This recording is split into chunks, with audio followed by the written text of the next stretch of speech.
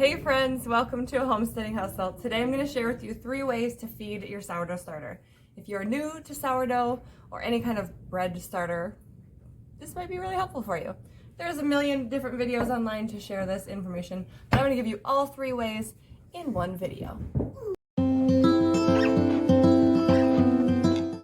Okay, so I keep my starter in this gorgeous crock that I got at a vintage market. Let's take a peek at this starter and see what it looks like. Okay, awesome. So as you can see here, we still have some bubbles. That is a good sign of activation. Now, I put this starter away last Sunday. Today is Friday. So it's been 5 full days. This starter has been in my refrigerator, and I had put it away in its rising stage. So it hadn't been to its full rise yet, and which means once it rises to its full extent, it's eaten all the food in the starter, and then it will start to fall. So I had put it away in the middle of that process and not at its peak or after its peak. Okay, so the whole reason you're here is because you want to know 3 different ways on how to feed your starter. So whether you have been making your own or just recently got a little bit of starter from a friend, that will kind of determine ongoing how you want to feed your starter. How frequently are you using it? And how much do you like tedious tasks? Because I don't.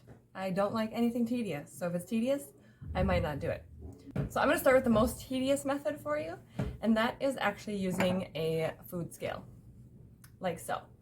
This is the most tedious method, but is also going to be the most exact and precise. So if you are working with a new starter, I want to be a little more precise with your measurements to make sure that you're going to get equal parts of everything that you need in order to get the proper activation on your starter.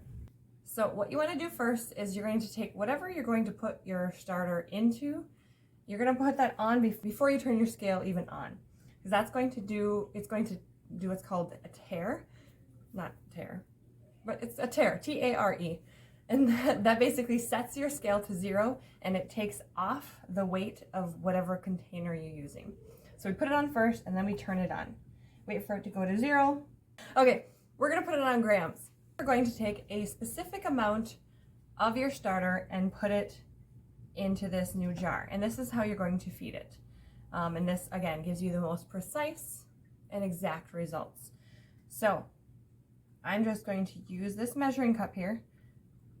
And my sourdough starter most recently was actually fed with a whole wheat flour, so it's a little thick. You want your sourdough starter consistency to be like a thick pancake batter almost. That seems to give the best results in most recipes that I found, but you can definitely play around with that. So we're going to do 100 grams of your starter. Oh, there we go. There's 100 grams there. Okay, so the amount of sourdough starter that you put in there, you don't have to do 100 grams. If you want to do more, you can do 200 grams. If you have a big reservoir, just keep in mind, whatever you mix it in, it's going to rise. So you need to give it space, otherwise it's going to pop off the top, pour all over your counter, and be a huge mess. So we're going to just pour in until you get that 100 grams of water. Okay, so we have 100 grams of starter, 100 grams of water. This is where I like to give it a stir because it helps to incorporate the flour if you loosen up your starter with the water first. So you can take it off your scale and stir it with, I've always been told, a non-reactive spoon, so no metal. I just use wood or a spatula, whatever. So you're going to stir it up. Just get it nice and loose, and then put it back on after you've stirred it. Now we're going to add in our flour. You can use whatever flour you want. Today I'm going to use bread flour. You can also use a whole wheat flour or a rye flour. Just know that they all absorb a little differently, and they will give you slightly different results. I have found that bread flour feeds it really nicely and is a really great versatile flour for most things in your kitchen. So that's what we're going to use today. So we are going to add in our 100 grams of flour. So just do a little at a time, because if you put it in, you can't take it out. So we're just going to do a little at a time. You hear baby on the monitor. She's saying, come get me. I want to be done with my nap. There, we're almost to 100 grams. There we go. And you want to stir it until all of the lumps are gone. Make sure it's nice and smooth. Again, pancake batter consistency is what you're going for. Okay, so let's see if I can get it close here. We have a nice runny-ish pancake batter-like consistency, right? So it drips off a little bit. It's not too runny. As it sits there and feeds, it will loosen up a bit. It'll start to absorb that flour, and it'll start to rise. Yep, see? Okay.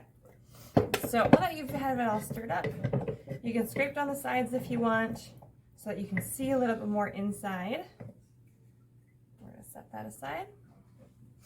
And what you want to do is you can cover it with the mason jar lid if you want, if you're using a mason jar. Or you can just cover it with, you obviously want to let air into it, so you don't want to put it on super airtight. Or you can just use like a little tea towel. I actually cut up a little tea towel, so I have little squares here. And you want to cover it. You want to put a rubber band around top to hold your tea towel on. In the summertime, if you get fruit flies in your house, don't let those suckers get in here because they want it. So protect it. So you can put it in a little jar like this.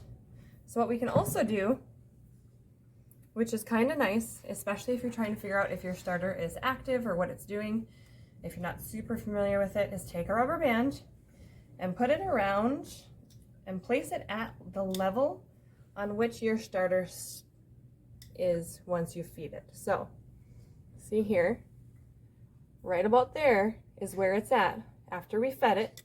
So throughout the day, as it starts to eat this food, it will start to rise, and you'll be able to see once it's at least doubled in size, probably right about here. I mean, that's good to go. You want to use it in its rising stage for the best results in your recipes. But I use it at any stage, and I get good results a lot of the time. Most of the time. Okay, so we're going to set this one aside so we know that this one is our precise measurements, and we'll see at the end of this which ones provided what results. Next method that we're going to do is just basic measuring cup measurements. So again, another mason jar. We're going to do a measurement of 1/4 cup.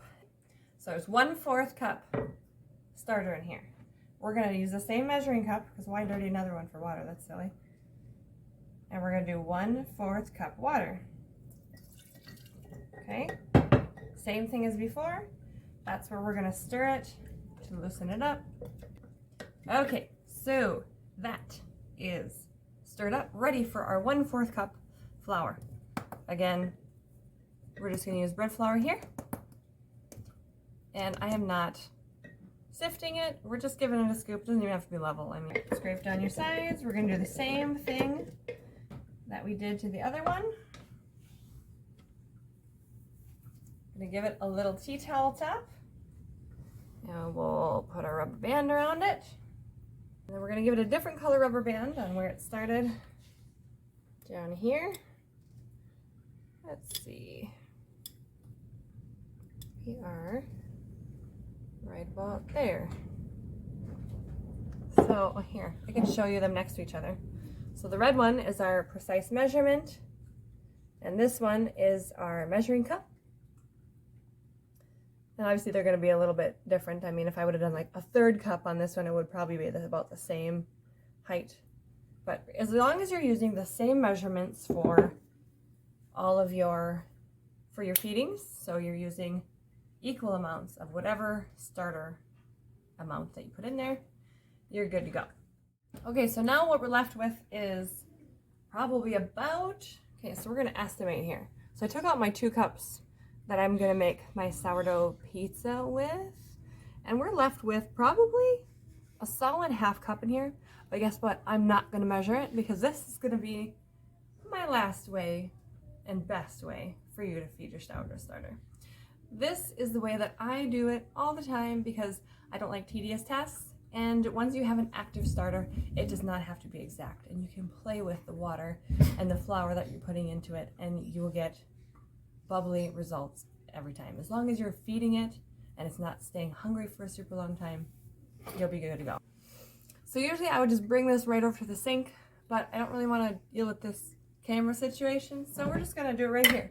So I'm not measuring this. We're just estimating. If you have a clear container, this is going to be easier, but I'm literally just going to pour in as much water as I think until we're doubled.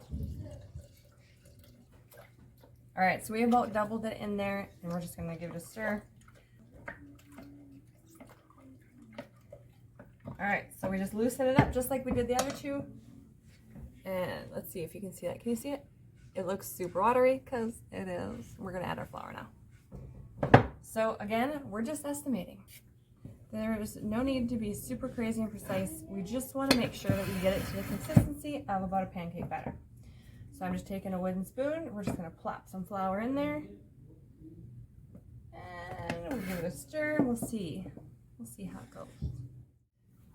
Okay, so we added our flour and it is a beautiful consistency. That totally looks like pancake batter, doesn't it? So that's what we're looking for. So now I keep a lot of sourdough starter on hand. So this is a solid, probably 3 or 4 cups of starter. But I like to feed it a lot because I like to use it a lot. And this, if you keep it in a nice big crock or canister of any sort, and you leave it on your counter and you feed it like this regularly, you're going to have a nice bubbly starter that you're going to actually use. The first year I tried to do this, I tried measuring it with grams and it was way too tedious, and I ignored it basically. So this is how I use it all the time. Highly recommend it if you plan on baking a lot. All right, so now we're going to set this aside also with the other 2 methods, and we will come back later and see how they all rose. So these have been sitting on our counter for about 5 hours. Temperature of your house is going to play a huge role in how fast or how slow these will start to double in size. So I'm going to show you all 3 of them. One is still in its peak stage. It has a little bit of a dome on it. The other 2 have fallen, and that's totally fine. I wanted to catch it in peak, but you know, life gets in the way. We're busy. All right, so here's number 1. You can see that it is like perfectly doubled in size. This one did really well. It has just reached its peak, and it is just starting to fall. I'm going to turn it. I don't know if you guys will be able to see it in there, but gorgeous texture. You see all those bubbles pulling away from the sides. Gorgeous texture. This is the one that was measured with the scale. And again, you'll get the most precise and best results with that, but you definitely don't have to use that method. And it is the most tedious and time-consuming method. If you're going to be doing it a lot, I would suggest maybe going a little less precise, more of home cook style.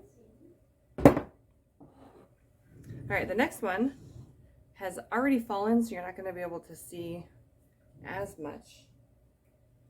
Actually, this one didn't rise nearly as well. So this one, and they're all at the same conditions, so again, that plays a huge role. So this one is the one that was measured with measuring cups. We'll open that one up, and again, see, there's not nearly as many bubbles, but it's a really great texture, and you can definitely see the other one was at its peak stage, so you could really see all the bubbles and stuff pulling away. This one has already fallen, so it's hard to see without me like literally pouring this on the counter. But they all come from the same starter, so they're all very active. I wonder if I can get really close. You can see the bubbles in there.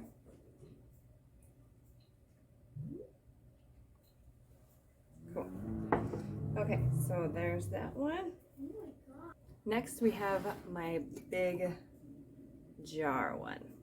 So I will lift this one up. This one has also already risen and fallen, but it is so incredibly bubbly. and it'll pull away from the sides, really gorgeous. And this, I'm going to try really hard not to pour it out. This is the one that we free poured. I didn't measure any of this. This is just estimation and just feel for the starter, getting it a really nice consistency. See it in there? That is what you want it to look like. That is an active sourdough starter. If you found this video helpful, please give me a big thumbs up. Let me know in the comments down below, and I will see you in the next one. Have a blessed day.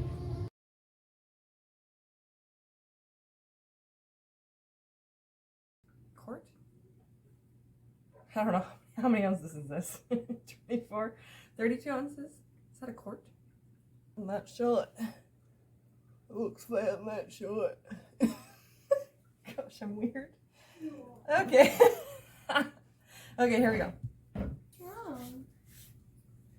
I'm just thinking. Nothing. Nothing. I'm just. You look really sad. You look like. Oh yeah. Side. Let's let that right there. Let me see. My counting is upside down. Does that mean the shot's upside down? Huh? Yep, it's upside down. Hey friends, welcome to a homesteading household. I'm petting my sourdough. Very nice for her bubbles. Very nice, their bubbles. Okay.